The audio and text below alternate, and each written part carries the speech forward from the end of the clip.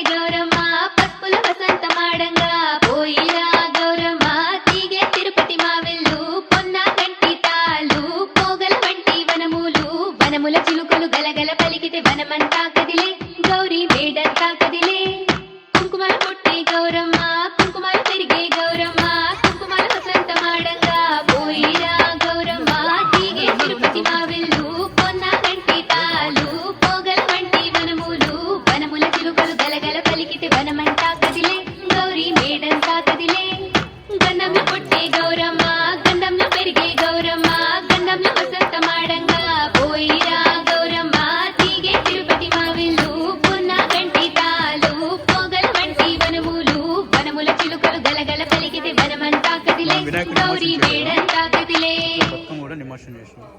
అయ్యి మన్నయ్య మన్నయ్య ఏది మనది?